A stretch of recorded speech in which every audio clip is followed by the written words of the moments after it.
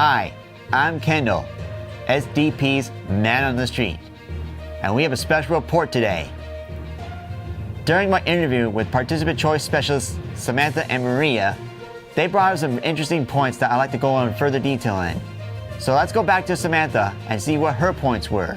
Who is eligible for this program, the SDP? Anyone with a regional center who is Lanterman eligible, which is usually age 3 and older, can be eligible for for self-determination. Also, people have to be living independently or moving to the community. So the only people who are not eligible are individuals who live in a Medi-Cal funded facility. Now here's what you need to know about Lanterman eligibility, especially when it comes to the self-determination program.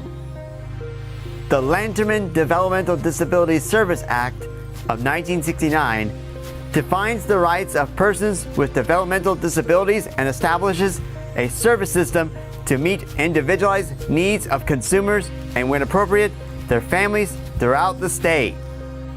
Additionally, legislation establishes the process for determining and providing services.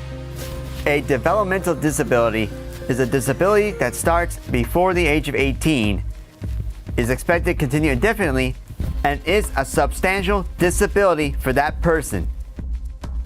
To be eligible for services under the Lanterman Act, you must have one of the following developmental disabilities: cerebral palsy, epilepsy, autism, intellectual disability, or other conditions closely related to intellectual disabilities or that require similar treatment.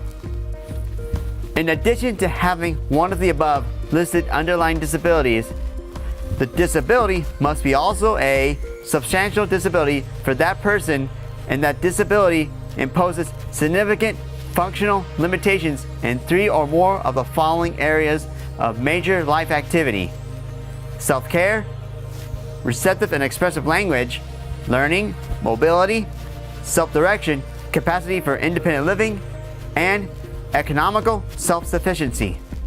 Now that we have an understanding of the Lanterman eligibility within the self-determination program, let's have a further talk with Maria.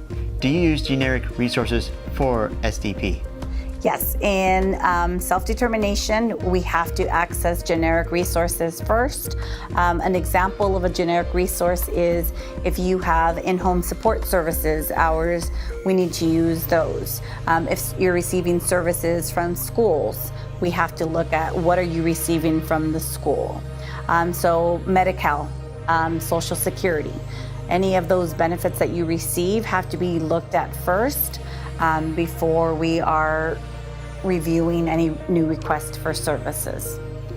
After hearing what Maria just said, let's take a closer look at generic resources.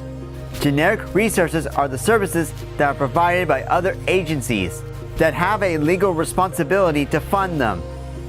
State law says that regional centers cannot pay for services for which another agency has responsibility. Examples of generic resources include California Children's Services, city, county, and state housing services, community legal services, county medical clinics, county mental health and/or behavioral health services, Department Rehabilitation, education system, private and/or public, family resource centers, healthcare insurance, private and/or public, and in-home supportive services. I hope this closer look at the Lanterman eligibility and generic resources was helpful in understanding the SDP program.